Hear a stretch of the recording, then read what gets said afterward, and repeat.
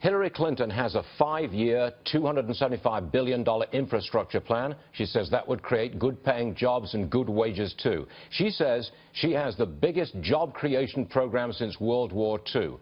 Okay, what's your plan?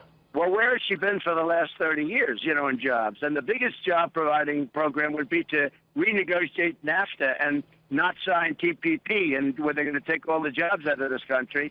But my plan is renegotiate NAFTA, make it either good or get out of NAFTA. I want to bring our jobs back. I want to make it very hard for companies to leave our country because they're fleeing.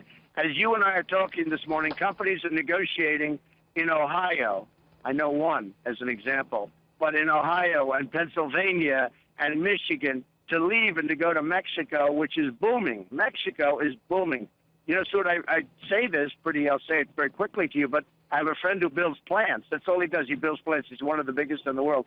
He said, you have to see what's going on in Mexico. We're building the biggest, most incredible plants in the world. I said, how are you doing in the United States? He said, not so much. Now, we've not yet seen your detailed economic plan, but as I understand it, talking to Steve Moore, who helped write it, tax cutting for corporations and individuals is at the heart of that prosperity plan. Is that accurate? Sure, very true. Hillary's going to raise taxes very, very substantially. She's going to have one of the biggest tax increases ever, and I'm doing the biggest tax decrease. So of all of the people running, including Republicans and Democrats, mine is the biggest. We're bringing rates down to 15%.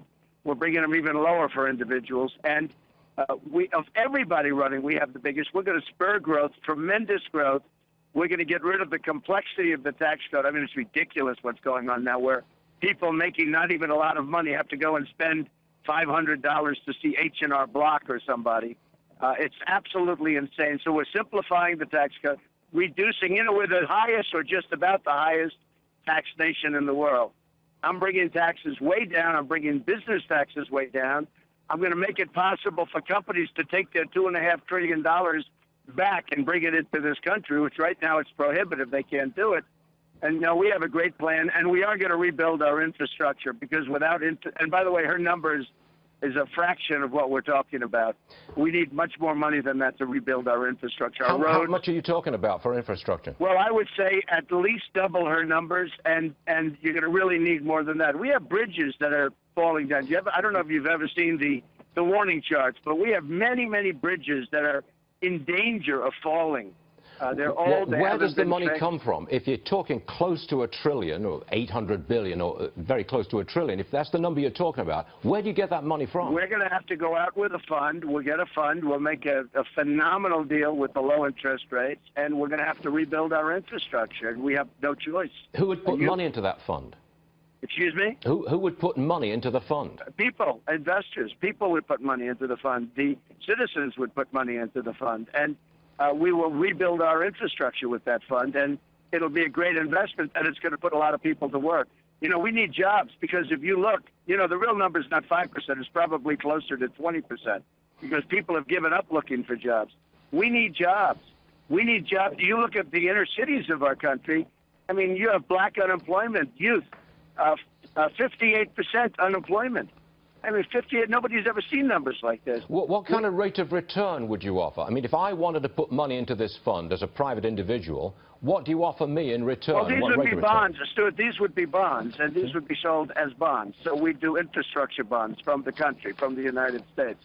We would do infrastructure bonds. We have to fix our infrastructure, but we have to fix it with not cost overruns. We have to get it done properly. Like I'm building the old post office on Pennsylvania Avenue. We're under budget and ahead of schedule by over a year. That's the way we have to build. You can't have, I just left an area where they have a VA hospital that has a $1.2 billion cost overrun, okay, and it's still under construction. They don't know what's happening. They've totally lost control of it.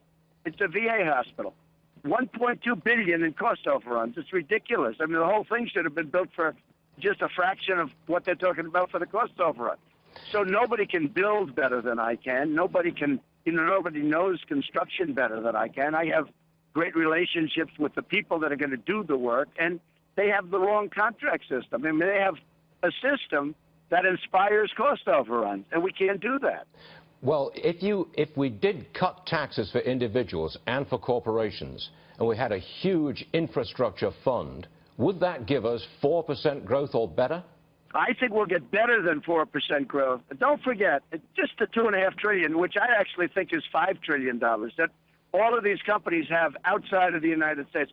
And you know about corporate inversion. You know, a lot of companies are leaving in order to get their money. They're leaving because taxes are too high, but they're also leaving to get the money. They can't bring the money back in. So they have money outside of the country. They're leaving to get their money because they can't bring it in. Just bringing that money in will be tremendous,